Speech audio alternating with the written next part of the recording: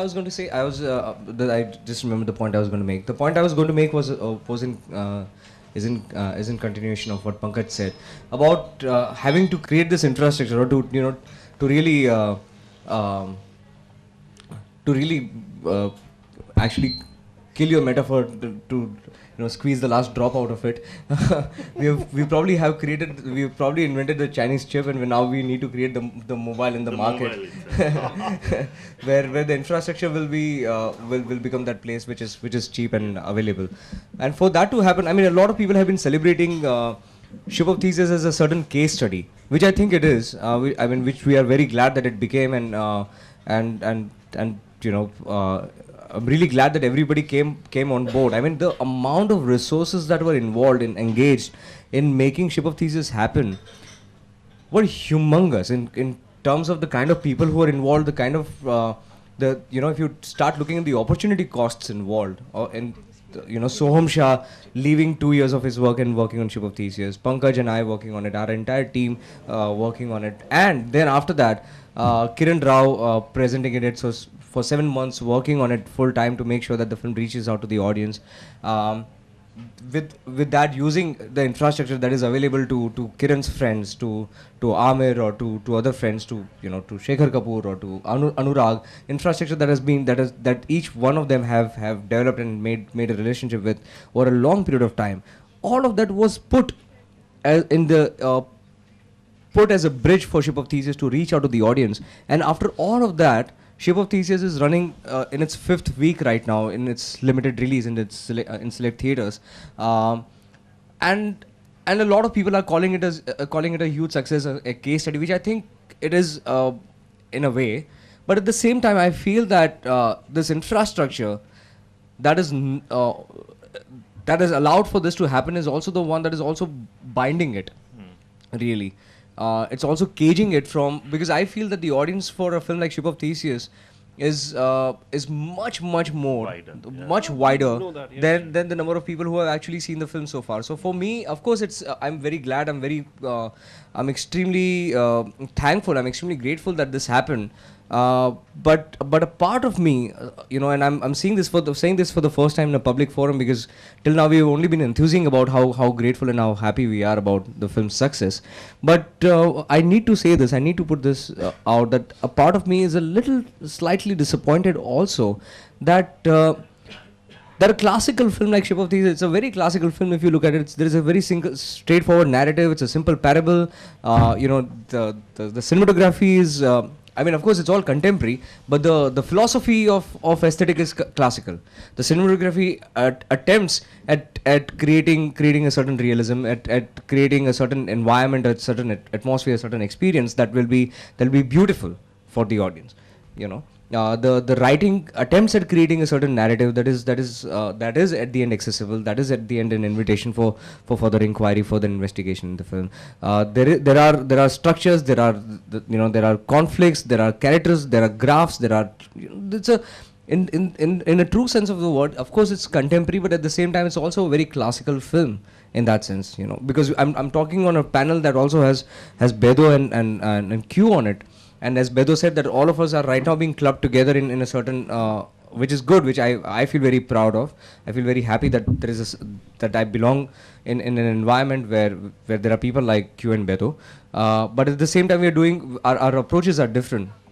And so again, coming to the point I was trying to make is that a classical film like Ship of Theseus, which is also contemporary and which means something to people, which looking at the way people have responded to it on Twitter and Facebook and in public conversations, in public forums, I feel that the audience for this film is much larger. I meet every day, I meet hundreds of people who come up to me and say that, oh, we really want to see the film, but it's not running in a theater near us. We tried to book a ticket somewhere else, it was not available there. We tried to go somewhere, and then the show was running houseful, so we had to go and buy whatever was running there because we had gone all the way to the theater. It's a commonly shared experience. I've received hundreds of mails on Facebook and on my email, on hundreds of tweets on Twitter, which have basically shared the same experience that we went somewhere, we went to a theater that was actually very far away. We had to travel about an hour to get to that theater, and when we got there, it was already running houseful, so we had to buy, Bhag Milkha Bhag or something. So those films owe us something as well now. And so we're really talking about creating the infrastructure. Of course, the presumption has been dented. With Ship of Theseus doing well, with now we have a series of releases lined up. We have Tashadesh coming up. We have Lunchbox coming up. We have a lot of films that are lined up one after the other. So hopefully this dent will grow deeper, and we'll be able to break the wall of this presumption. And that's what we really need to do. We cannot, of course we need to talk about alternative spaces. Of course we need to talk about subculture. We need to talk about, but I do not want Ship of Theseus to be subculture. I want Ship of Theseus to be mainstream. I want the cinema of inquiry, cinema of good aesthetic, good craftsmanship to be the mainstream, and then actually, between you and I should be the mainstream, and you should be the attacking force. I was just about to attack you. just hang on for 2 minutes. But yeah, that's an environment I would love to be in. Yeah. Let me, if I can add something to it. I mean, this is exactly the same situation that I am in. I mean, today I'm going to Nagpur. It's almost embarrassing. After 2 years, I'm still getting calls that, okay, we haven't seen the film. How can I see it? And again, Chittagong is a very, very simple, linear story. As you said, a classical structure. I understand what you're talking about, because that's exactly what I have. And it should reach out to, and I've seen that wherever people have seen it, from kids to just ordinary people, they like it. It does not require a film noir or a niche audience to appreciate a film like Chittagong. But yet, it doesn't reach. So I think the point that I had made earlier, that we need to develop new methods. It's not just new methods, but even within the existing structure, why can't we create say a film theater where these kinds of films will be shown? We're now working on. It's something that we're working on in Bombay. I don't know. Yes. I mean, Kolkata, you already have at least a history of something. Yeah, I let me just digress for 2 seconds from this particular path that we're on. I seriously think that it's a hogwash. No fucking distributor will ever be interested in our cinema. No. Yes. And because there's a reason for it. They have to sell things. They have other things to do. Cinema is not their concern at all. As a country, we do not look at cinema as cultural vehicle. We look at it as potatoes. So therefore, there'll be one potato and the next potato, it's all the fucking same, and they have to be put into the marketplace. And this is where the Chinese mobile construction comes in, right? Because I think that for the longest time, I mean, you guys, all three of them are educated, well-read, distinguished gentlemen. I'm not. No. Hang on. No. Hang on. I'm coming to my point. I'm coming to my point. There is a. Rising. So hang on. Give me a moment. So the point that I'm trying to make is that even at when I made Gandu, at that point of time, there was absolutely no way that anyone would look at me in a straight manner as a filmmaker, or recognize me to be a filmmaker, the kind of stuff that I was trying to do and I was already a filmmaker for 7 years before I made Gandu, which people probably don't know about. Now, Gandu was made with this intent, that I know for a fact that I will not get theaters. I know for a fact that no one will stand behind me, right? Because I don't want anyone to stand behind me either, because I am hurling stones at them. Like what you just said, my job is to abuse. Right. My job is to critique. I will pull down your pants. That is my job. So in that space, I cannot expect someone to help me pull down their fucking pants. So therefore, I have to be alone. What do I have? I have Chinese mobile phones. Let me fucking stream it direct. I don't care about the money. Now this issue is what I'm trying to address. Now, are we still referring to the business? Are we still going back to the fact that, oh, I have to get my film out in theaters so that more people can watch it? The moment you say that, that moment, you are not independent anymore. You are dependent on the system. You are dependent on the structure. What we are trying to do with Tasher Desh is not to join the mainstream, but infiltrate the mainstream. I'll give you a small example of this. The last talk that I had a couple of days back, there was a guy who was sitting there and he said that, you know, I'm from Jharkhand. And I went to my town the other day. It's a small town, I've forgotten its name. Here's a small town, there's one video parlor where everyone gets their porn from. Okay, so he has been getting it for the last whatever years. He went back for some porn. He saw Love in India there. Okay. He had no clue what it was. He picked it up and he watched it. Okay. And he said, I watched a documentary, man, from a porn store. So I was deeply thrilled by that because I thought this is it. Because trust me, man, when I was a kid growing up, I had no idea about, I had no intention of watching good cinema. There was no exposure. What I wanted to see was porn. And there was no porn. So we would go to Society and Jomuna and there would be cut scenes into, and trust me, I watched some of the best films there. Because the best films of the world are actually bandied into that category. Besmoa, what would you call it? Porn or cinema? You know, that's one of the first digital films, extreme feminism, extremely political, extremely irreverent, that broke every sort of rule that there was. Or the dogma movement, what do you call it? How can you show idiots in any theater? Come on, yaar. You know, only in fucking Denmark and in Scandinavian countries, never in India. So does that mean that I will never make those films? Absolutely not. So then how, if we are going into our intent is to get into theaters and show people, then how the fuck will we get past the censor system? We have to fucking go and change the constitution to do that. Yeah, we do that. That's exactly what we need to do. Trying to make. Yeah. You know, that we need to break the mainstream structure itself. And we need to change the constitution. I mean, we are talking about that. I mean, we are definitely talking about that. We need to change the constitution. We need to change the censor rules. I mean, there should not be censor board to begin with. Exactly. But again, I mean, then the user manual kicks in. Yeah. That the censor board is the ultimate censor board argument. Yeah. It's a long process. The ultimate censor board argument is that but you are not providing the user manual. Well, I guess I know there's somebody say. Sorry. But let me just make one. I mean, now it's become really exciting. I think this is where, as I said, that independent cinema has now become very wide. I mean, very diverse kinds of filmmakers, diverse kind of views have come in, and that's what makes independent cinema space so exciting. Personally, as what you said, that's great. I think independent cinema has to be very disruptive, not even limit itself. You know, the space which Q is talking about, we should invade that space. I think we should really invade the mainstream space as well. I am deeply optimistic, despite your views. I think we can break that.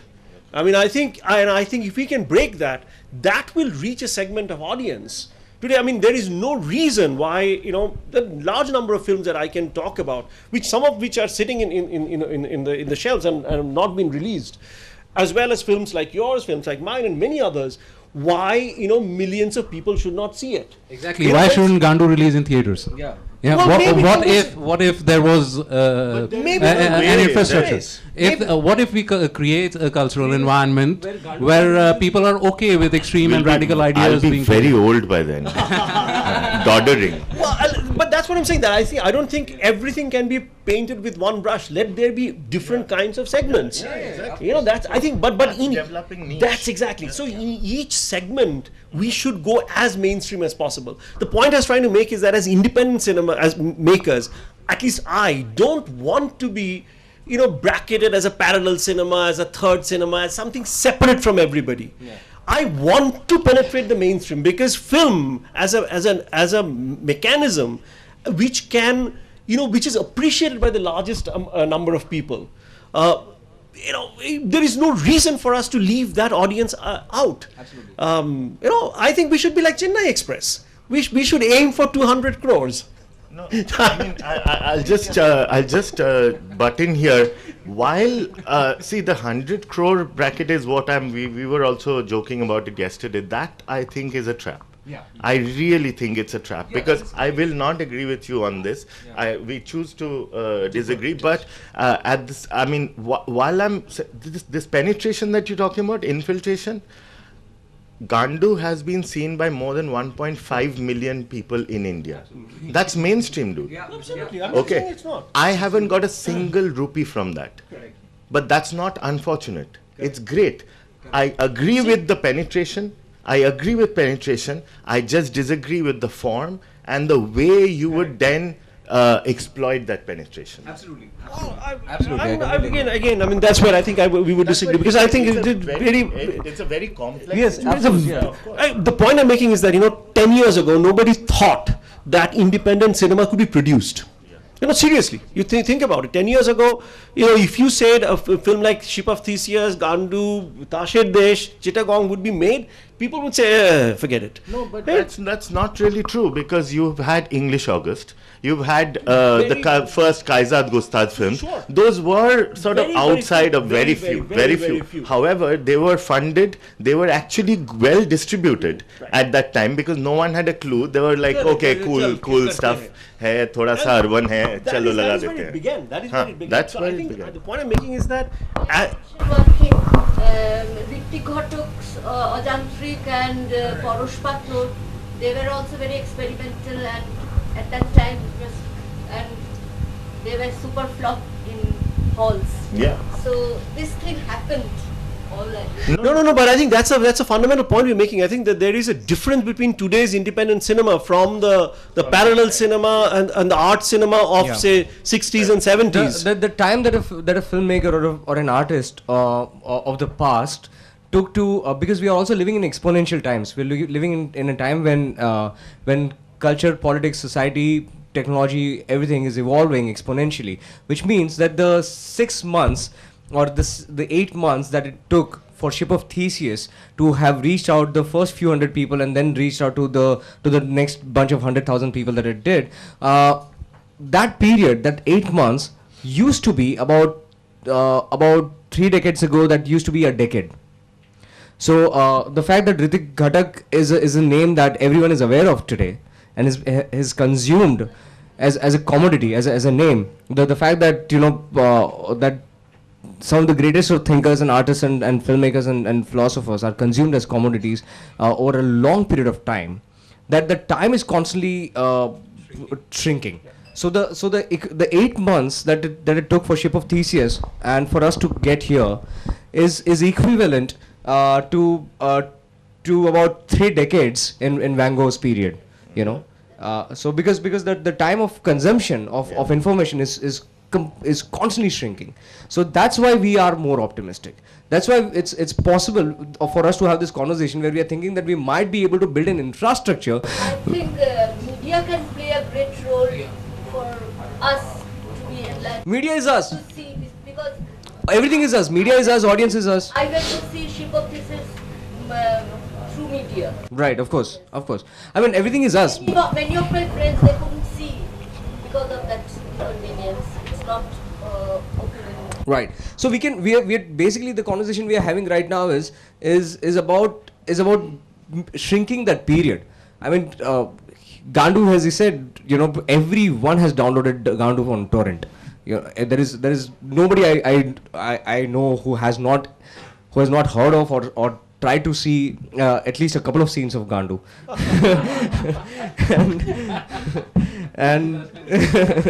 and of course that's a great infiltration. There's no doubt about it, and that's what you set out to do, and you did that, and that's a success for that film. And we set out to do exactly what we set out to do, and it's a success in that sense. But what we're trying to think about right now are solutions through which we can shrink that period of that experience, of the thought, of the idea, of the expression to be consumed by a large number of people. I mean, Gandu will be consumed over a period of time. It's not going to. It's not like one of those. Already consumed.